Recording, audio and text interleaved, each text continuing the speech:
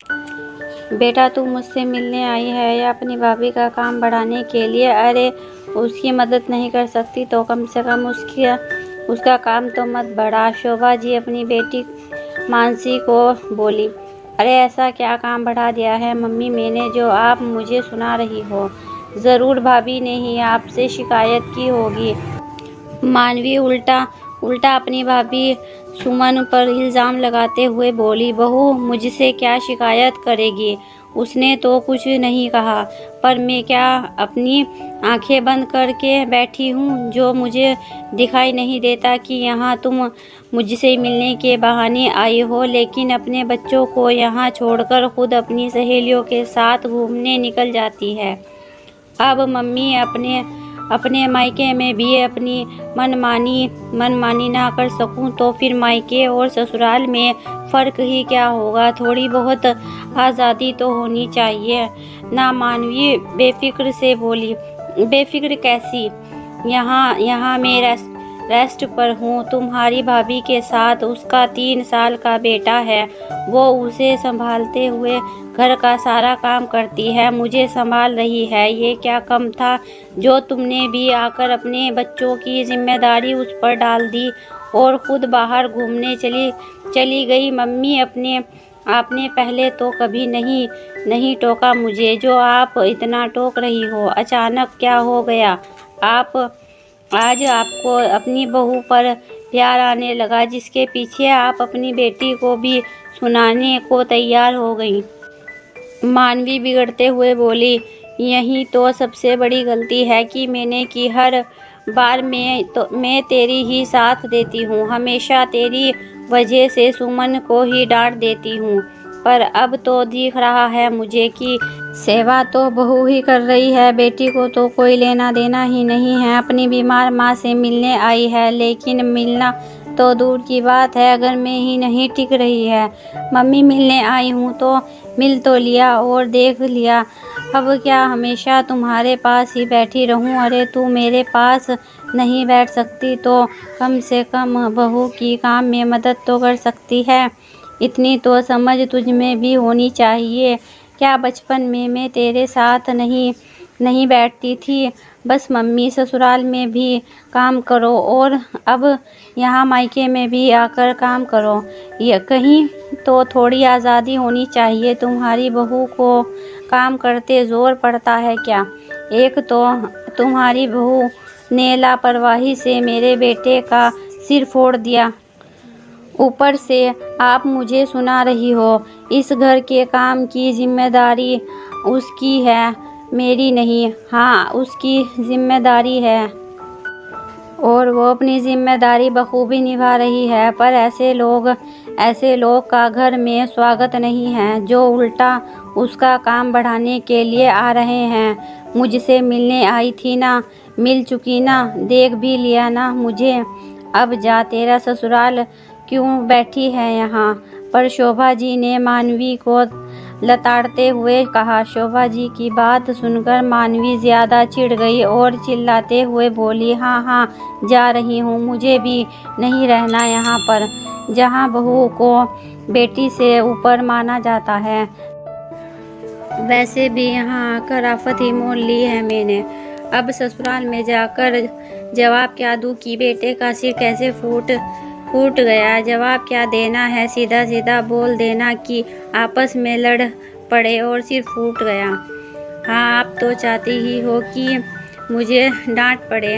मुझे तो अब बिल्कुल नहीं रुकना यहाँ पर, कहती हुई मानवी कमरे में अपना सामान लेने चली गई। वहाँ सुमन एक तरफ सिर झुकाए खड़ी थी। उसे देखकर शोभा जी ने कहा, अब तू यहाँ क्या मुंह नीचे करके खड़ी हो गई है?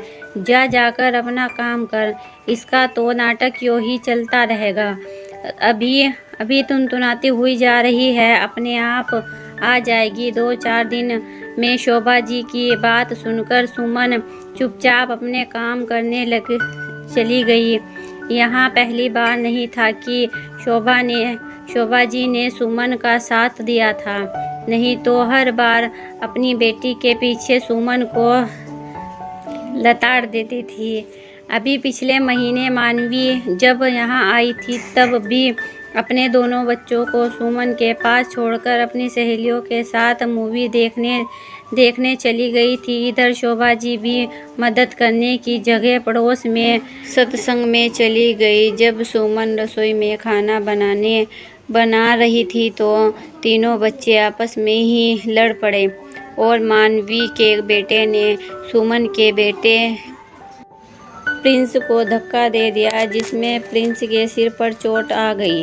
वो तो उसी समय पापा जी घर पर आ गए, जो प्रिंस को लेकर फटाफट डॉक्टर के पास दौड़े। लेकिन जब शोभा जी घर पर आई तो उन्होंने सुमन को ही डांटना शुरू कर दिया। अरे क्या ज़रूरत थी बच्चों को अकेला छोड़कर खाना बनाने की? बच्चे तक तो तुमसे संभलते नहीं हैं, घर तो क्या ही संभालोगी? उससे कह रही हो क्या तुम लोगों की जिम्मेदारी नहीं है? तीन बच्चों को उसके भरोसे छोड़कर चले गए। ऊपर से काम भी तुम लोगों को समय पर चाहिए और तुम्हारी लाडली बेटी भी अपने बच्चों को यहाँ छोड़कर घूमने निकल जाती है। पता नहीं ससुराल में कैसे निभाती होगी। ससुर जी ने ज़्यादा बहुपक्ष लेने की ज़रूरत नहीं है, हमने भी किए हैं। बच्चों को भी संभालते हुए घर के सारे काम। हमारी मदद के लिए तो कोई भी नहीं आता था। आखिर ससुराल में वो पूरा काम करती ही है ना। कम से कम मायके में तो बेफिक्री होनी ही चाहिए। ये मायका है उसका। सासू जी ने बड़बड़ाना शुरू किया तो ससुर जी भी चुप हो गए। लेकिन अभी शोभा जी ने अपेंडिक्स का ऑपरेशन कराया था, इसीलिए वो रेस्ट पर थी। मानवी अपने मायके उसके मिलने आई थी, लेकिन सिर्फ मिलने का तो बहाना था। वो तो अक्सर ही अपने बच्चों को यहाँ छोड़कर अपनी सहेलियों के साथ घूमने निकल जाती। और अब तो शोभा जी भी देख रही थी कि सुमन कैसे अकेली तीन बच्चों को संभालते हुए घर का काम भी कर लेती थी और उन्हें भी संभाल रही थी। साथ ही आए गए लोगों को भी देख रही थी। यह देखकर उन्हें मानवी पर बड़ा गुस्सा आ रहा था। कम से कम अभी तो वो काम में मदद नहीं कर सकती थी। आज तो मानवी बाजार गई हुई थी। पीछे मानवी के दोनों बच्चे आपस में लड़ पड़े। सुमन के संभालते हुए भी मानवी के बड़े बेटे ने अपने छोटे भाई को धक्का दे दिया। इस कारण उसके सिर पर चोट लग गई, सिर पर सूजन आ गई। जब मानवी घर पर आई तो उसने सुमन पर चिल्लाना शुरू कर दिया। भाभी ये क्या कर दिया आपने? ये ध्यान रखा है आपने मेरे बच्चे का? हाँ, आपको क्यों दर्द होगा? बच्चा तो मेरा है ना। ये सब सुनकर शोभा जी से रहा नहीं गया और उन्होंने मानवी को डांट दिया। खैर थोड़ी देर बाद मानवी अपने सामान के साथ बाहर आई और अपने दोनों बच्चों को लेकर वहां से रवाना हो गई। पर इस बार शोभा जी ने उसे बिल्कुल नहीं रोका। अगर आपको हमारी कहानी पसंद आई हो तो लाइक कीजिए, शेयर कीजिए, सब्सक्राइब कीजिए ऐसी ही दूसरी कहानी के लिए और हमारी सपोर्ट कीजिए।